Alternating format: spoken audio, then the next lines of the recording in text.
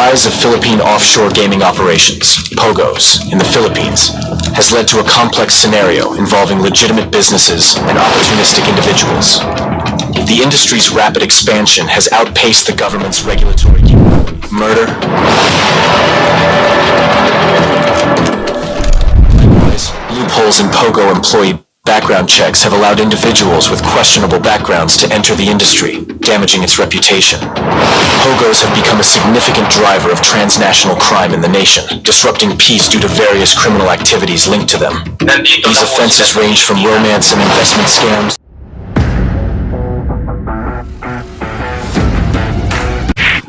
Thank you, Mr. Chair.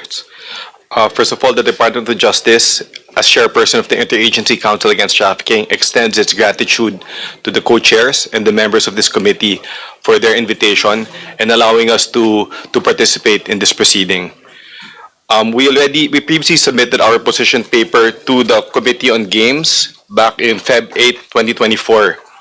We likewise, in compliance to the request of this committee, submitted a status of the various cases that are pending preliminary investigation before the department or are already being handled by our prosecutors in court. Our position on the banning of Pogos remains the same. Allow me to just briefly summarize that position.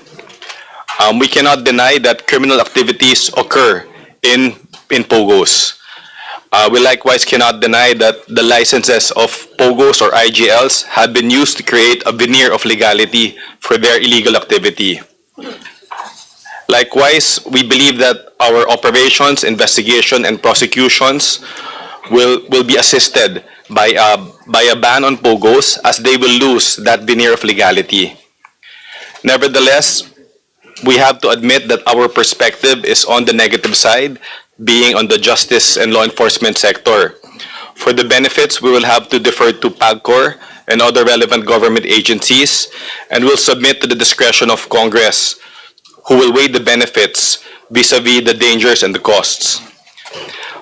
But whatever the decision of the body, whether it is an outright ban or a maintenance of the status quo, the DOJ commits to continue to take aggressive action against Pogos engaged in criminal activity in coordination with our partners in law enforcement and the Presidential Anti-Organized Commission, the AMLC, the Bureau of Immigration, and other relevant government agencies. We just wish to note at this point that a banning of Pogos is not a silver bullet or a magic pill that will automatically rid our country of their illegal activity. We expect that some Pogos will continue to operate despite the ban, as many of them are already entrenched and have incurred significant sunk costs. But we reiterate our position earlier that if there will be a ban, we will continue to operate against these illegal Pogos. The DOJ also has recommendations for amendments to various laws, such as the Trafficking in Persons Act and the Anti-Cybercrime Law, which we'll submit in the appropriate time. We have proposed amendments of measures that we believe can help us better combat illegal Pogos. Finally, the Department of Justice is ready to take questions from the members of this honorable committee at the appropriate time. Thank you, Mr. Chairs. Thank you so much. We will be proceeding to the next agency. Thank you so much, DOJ. The NBI, andyan ang NBI, right? Good morning, Mr. Chair. Okay, go ahead. Yes, the NBI has already submitted the reports requested by this committee. And Okay. we will be submitting some recommendations also, Mr. Chair. Okay, so have we received the... okay, can you kindly give the members a copy of submitted documents coming from NBI? And immigration?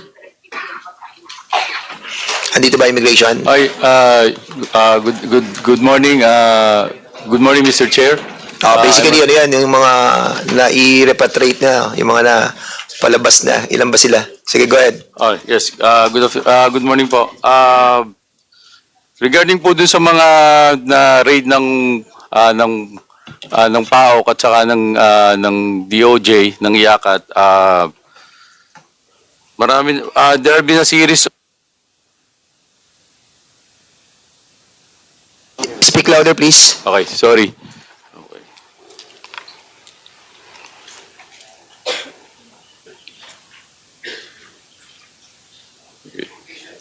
Yes, yes, sir. Yes, sir. Mr. Chair, as of today, there has been a series of raid against illegal Pogos and illegal cyber scam. So far, dun po sa mga this 2004, 2024 nag-raid sa I think sa Banban Tarlac at saka sa Porac. Doon po sa na-endorse sa amin na 280 subjects, we have deported 231 na po, Mr. Chair. And doon po sa huli sa Porac, Pampanga, 153 foreigners have been endorsed to us, and we are in the process of implementing their deportation po. Have you the documents pertaining to those who have been entering and exiting our country? I'm sorry, Mr. Chair, I'm not sure, but I will check, and if not, we will submit within this week, Your Honor. So not via emails. Sige, we will be checking your submission of some documents. Meron na rito eh, you're not yet sure. Sorry, Mr. Chair, but Ayan, we will na-email just na sa update, amin eh. Mr. No, no, Chair. no. O sige, you just submit that to us ha. Kasi Opo. meron dito, ano yung sasubmit mo? Kung nagsabit na po yung mga kasama namin, malamang yan po yun. Tapos i-update na lang po yung namin. boses ha. Nakukonfuse kami sa mga sinasabi ninyo.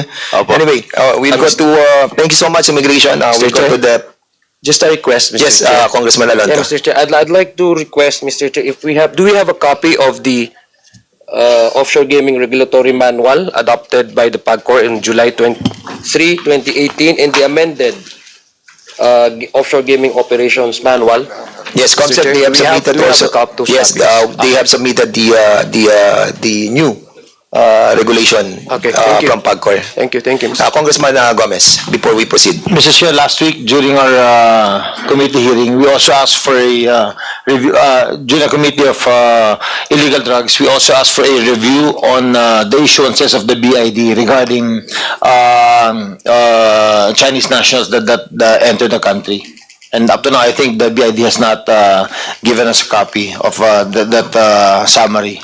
Okay, I remember that request that was done in the Committee on Dangerous Drugs, but it's another committee that handled that.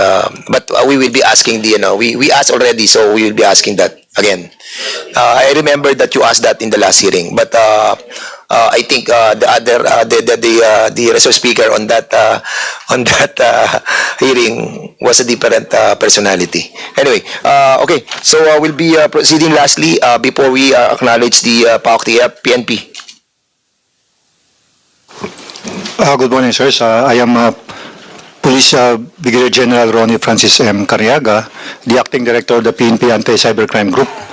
I am tasked to represent the PNP, although I have with me Director of the Criminal Investigation and Detection Group. So to the chairpersons of the Committee on Public Order and Safety and Committee on Games and Amusements, on behalf of the Chief PNP, Police General Romel Francisco Marvil, I would like to extend our gratitude for inviting us to this joint meeting. For the information of the committees, the PNP ACG conducted 2 major operations in 2023, particularly in Clark, Pampanga. This is the Sun Valley Hub Corporation, and the other one in Las Piñas City, the Xinjiang Network Technology.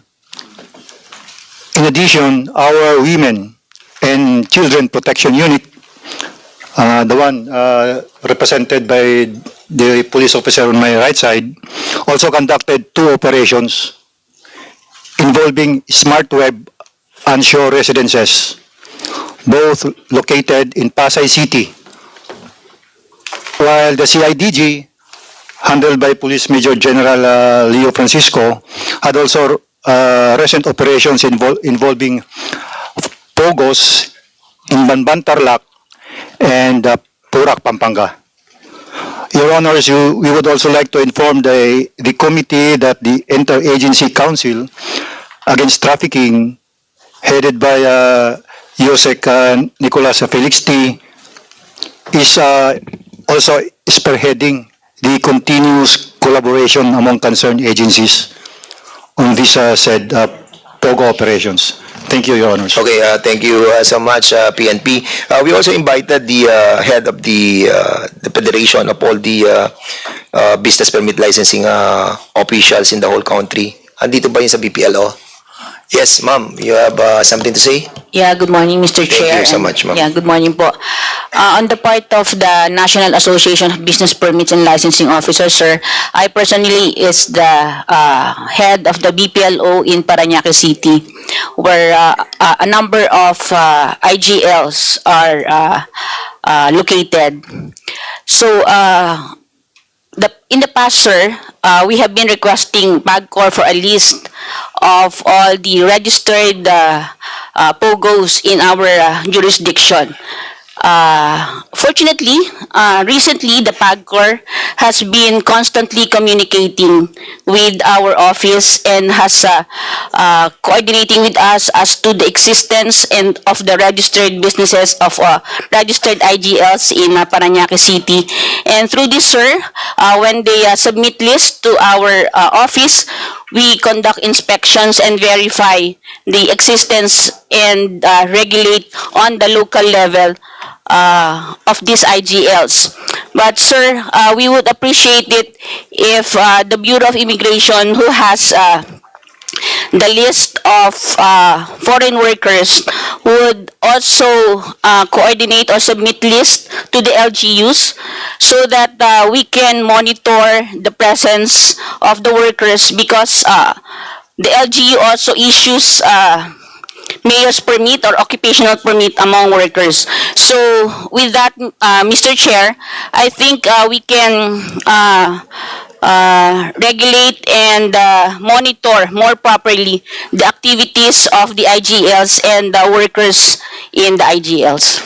Later, maraming salamat, Attorney Malaya, and that's the reason why we have invited you and also the leagues of the city mayors and the municipal mayors, precisely because we have already asked the PAOK-TF and the PAGCOR of all the list of the legal and the illegal operators, and thereby asking you to have a proper coordination with the different mayors in order to help us into closing all those illegal operators. And we will be asking also the City League. At sana, ma'am, Attorney Malaya, no?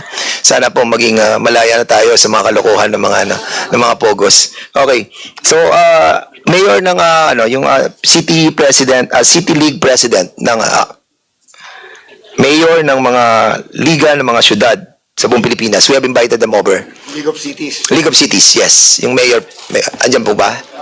President of League of Cities. Ha? Suspend. Oh, so any representative from the League of Cities of Mayors? League of Municipalities naman.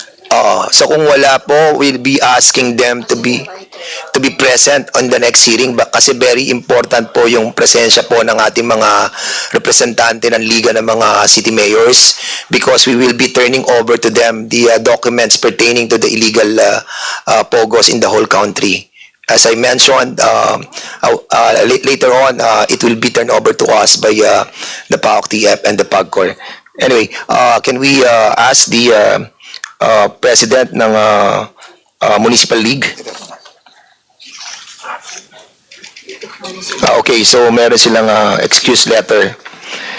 Ang presidente pala is our dating colleague natin, si Honorable Joseph Santo Niño Bernos. Yeah, siya po ang presidente ng LMP.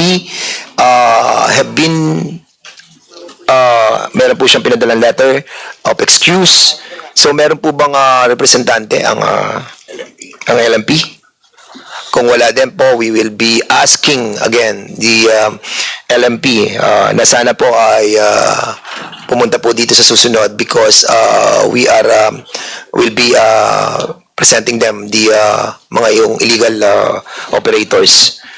Anyway, we'll be proceeding to the next resource person, General Gilbert Cruz of PAOK-TF. You have the floor. So brief us of the situation. Good morning, Mr. Chair. Distinguished members of the House of Representatives, Committee on Public Order and Safety, the Committee on Dangerous Drugs, and the Committee on Games and Amusement, and to all my fellow servants. On behalf of the members of the Presidential Anti-Organized Crime Group, along with our partners from the various law enforcement agencies and units attending this hearing, we would like to express our gratitude for this invitation as we fully support the effort of these committees to eradicate the rampant, orchestrated, and organized crimes and illegal activities associated with the Philippine Offshore Gaming Operations, or Pogo. During one of our meetings in May 2023, Executive Secretary Lucas P. Bersamin gave us a clear and urgent directive to eradicate the scourge of human trafficking in our country and ensure the rescue of all its victims. With these marching orders, PAOK has committed itself to ensure that the Philippines will never be a breeding ground for human trafficking. Consequently, after extensive intelligence work and coordination with our partners from law enforcement agencies like the DOJ, IACAT, the Philippine National Police, our campaign against illegal trafficking has directly led us to the conduct of raids on numerous illegal pogos. And these operations have uncovered the extent of criminal activities associated with pogos, from serving as a hub for human trafficking to engaging in crimes and a nest for international wanted persons, thereby posing as threats to the peace and order of this country. On our end, Mr. Chair, the law enforcement agencies recognizes the emphasis placed by previous administrations on the economic benefits of allowing pogos to thrive in our country, contributing significantly to our economy. In fact, we have regulations in place to facilitate their operations, although there is no explicit legislation prohibiting them. However, while we acknowledge the role of pogos in fostering economic growth, law enforcement cannot turn a blind eye to the illegal activities often associated with them, and it's our primary duty to address these concerns promptly and effectively.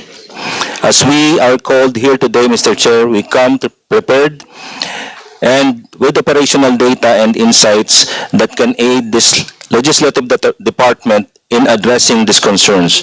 We are ready to share this information for consideration by this honorable committee. At this juncture, Mr. Chair, I would like to call Dr. John Winston Casio of the PAOCC to provide us the necessary information through a presentation showing the extent of criminal activities associated with illegal pogo operation. Thank you, sir. Okay, so Attorney Winston, Doctor. Medical doctor po kaya? No, sir. Doctor of Philosophy po. Philosophy. Okay, sige, Doctor. Dr. Pero Winston. kung i-promote niya ako na Dr. Winston, attorney, I will be very happy. You are going to present Yes, yung mga illegal activities that happened. Yes, sir. We have... Okay, sige, go ahead, please.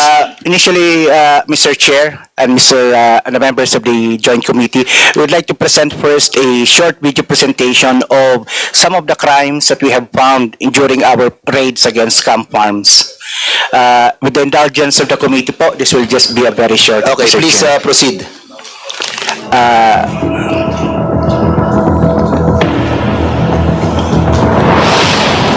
The rise of Philippine offshore gaming operations, POGOs, in the Philippines has led to a complex scenario involving legitimate businesses and opportunistic individuals.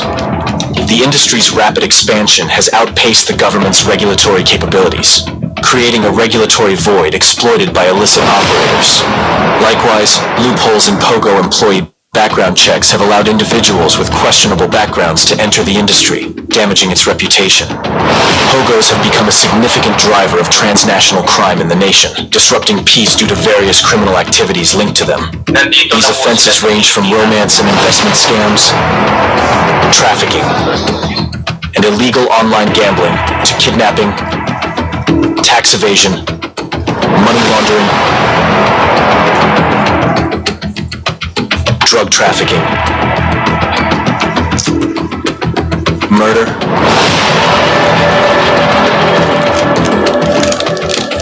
and even SIM card law violations and telecommunications fraud. The prevalence recurrence of such crimes has raised alarms not only locally, but also globally. The intricate network involving Pogos, local service providers, and government officials has fueled corruption and illicit activities, with global repercussions such as Pogo-related scams affecting individuals and businesses worldwide. One notorious scam, the love scam, employs a detailed manual of operations, utilizing deceptive recruitment strategies on social media platforms like Facebook, with an intensive daily schedule forcing workers into 16 to 18-hour shifts, targeting vulnerable groups, including individuals aged 35 and above. They gather personal information and encourage communication on platforms like WhatsApp or Telegram.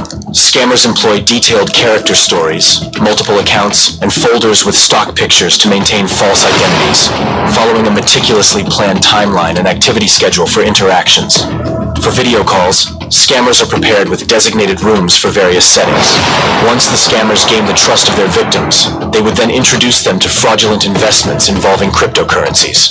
The scammers provide instructions on how their victims would invest in these cryptocurrencies, mostly through links.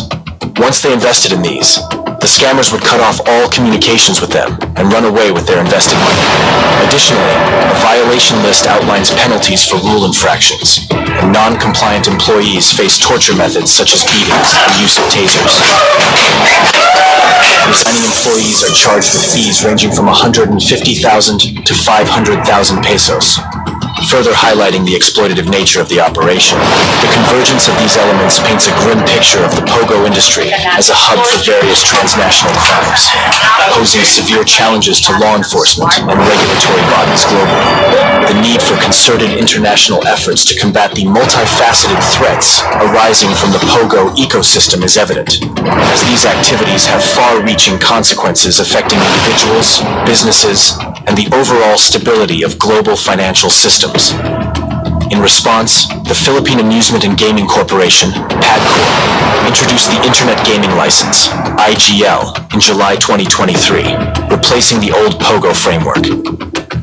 This legal authorization allows operators to offer online gaming services within the Philippines, subject to PAGCOR's regulations. PAGCOR is currently enforcing a stricter regulatory mechanism to police IGLs.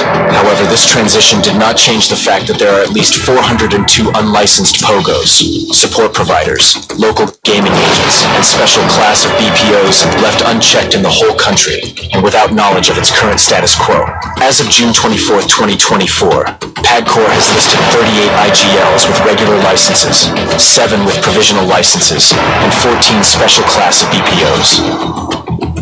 This transition has also led to the displacement of foreign workers who are now walking in the streets without proper immigration documents.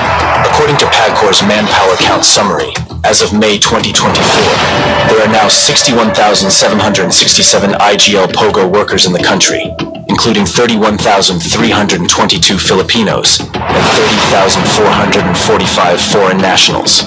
Through continuous effort, these numbers have been reduced after the diligent operations conducted by the Presidential Anti-Organized Crime Commission, PAOCC, and law enforcement agencies against Pogos, IGLs, involved in illicit activities. To address these issues, the Anti-Rogue Pogo Plan proposes a united front among government agencies, emphasizing collaborative efforts, comprehensive intelligence gathering, standard operating procedures. The cost analysis for raiding a rogue Pogo is outlined, totaling 35 million pesos for 4 months per site. The emergence of rogue Pogos has prompted the need for a united front among national government agencies and local government units aiming to enforce the rule of law and address national security concerns. Collaborative actions and the need to establish a unified approach against airing IGL's Pogos are crucial for addressing social issues, combating illegal activities, regulating foreign workers, and ensuring adherence to legal frameworks. This unified approach is seen as a critical contributor to the nation's integrity, security, and economic stability, safeguarding the country's interests.